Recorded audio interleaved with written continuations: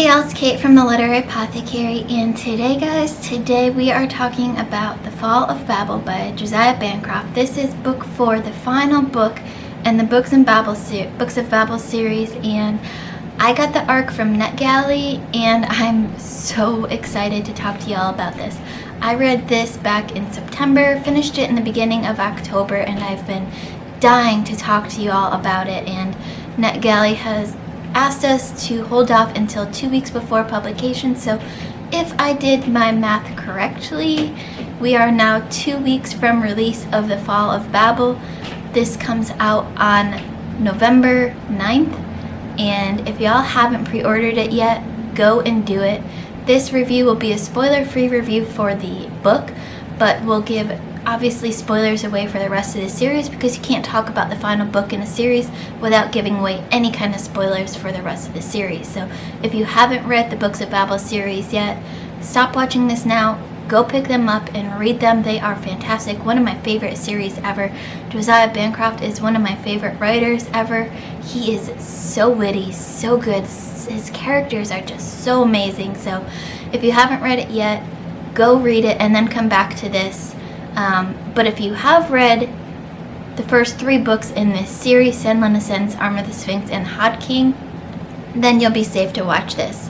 And if you were lucky like me and got the ARC for The Fall of Babel, I'd love to talk to you about this book because there's so much to talk about in this book. And after release date, I'll have a spoiler-filled review coming out for this book. But for right now, this is just spoiler-free for The Fall of Babel, but spoilers for the first 3 books in the series. So without further ado, I gave this book 5 out of 5 stars. I couldn't help it.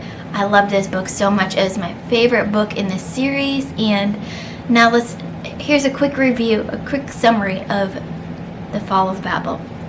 So in this final book of the series, we have Adam, who's off on his own adventure in the apparent utopia that is the very top of the tower, and he learns a lot of crazy stuff here.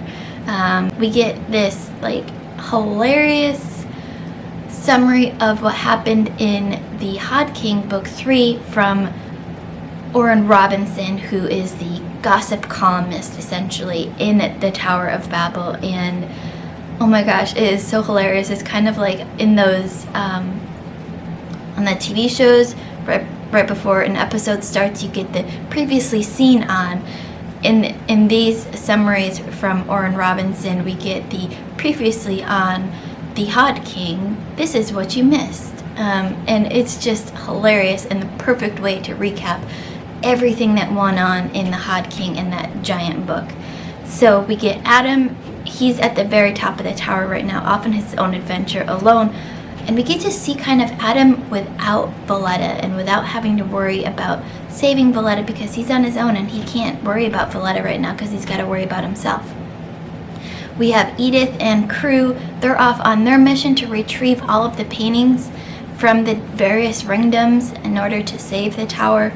And meanwhile, we have Senlin, who's off on his own, trying to take down the Hod King, which we learned in book 3 is this giant machine that Marat and the Hods have created to take over the tower from the Sphinx. So we get all of these adventures going. Everyone's off on their own adventures, and there's adventure, there's suspense, there's humor. I cried, I laughed, I smiled, I cheered, inside and outside. It was such a fun read. Excellent character work. So one of the things that concerned me from previous books was that we got multiple point of views from different characters, but then we would just kind of were left hanging with them. We would get one chapter with one character and then it cut to another character, and you had to get further into the book or a different book to find out what happened to that character. But here in The Fall of Babel, this issue is resolved because all of the different points of views that you get are interwoven together with each other. So you get the multiple point of views, but they're all interwoven together, and you get mentions of other characters throughout these point of views instead of just one of the things that I noticed in the Hod King was we didn't get Adam at all. he was barely even mentioned in the book at all, and a lot of people kind of forgot about him in that book.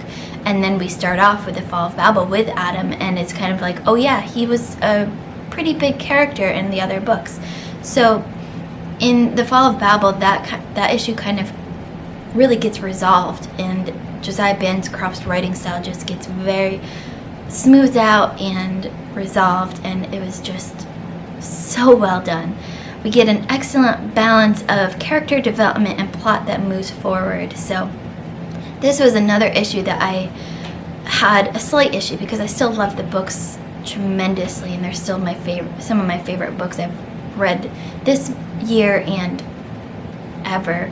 But one of the things that I had a slight issue with was that some books were more character development heavy, and some books, like the first book, was more plot driven.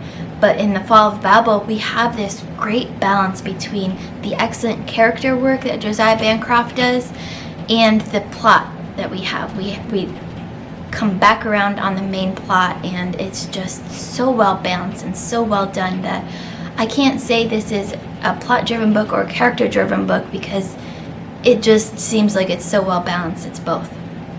And like I said, this is my favorite book in the series. I absolutely loved this entire book. There was decisions that you did not expect to be made by certain characters, decisions that you didn't expect to be made by the author, different actions that happened, different plot lines that came out. But as I've learned reading this series, when it comes to the Books of Babel and the Tower of Babel, you should expect the unexpected.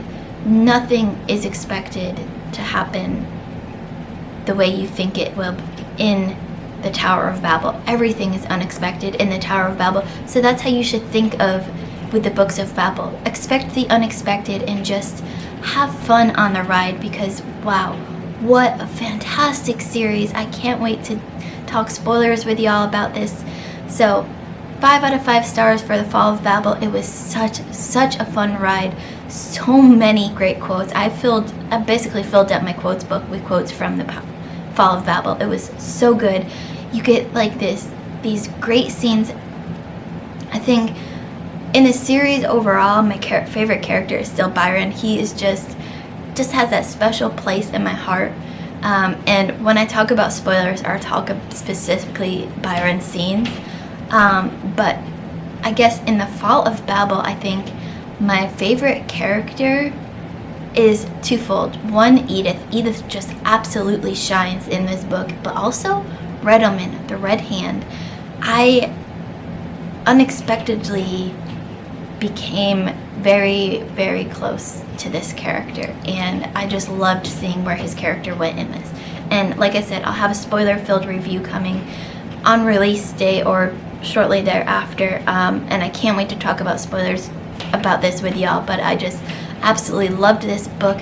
Even the controversial ending, which y'all will see when you get to read this, is very controversial. I've talked to a couple people who've read this, and there's very different opinions about the ending, but to me it just fit the characters so well. So 5 out of 5 stars for the Fall of Babel. I can't wait for y'all to read this.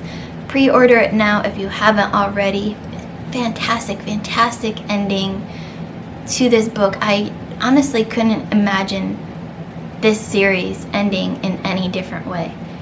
So go pre-order it now. If you haven't read the Books of Babel series, go get the rest of the books, pre-order Fall of Babel, and come back and talk to me, y'all, once you have read it.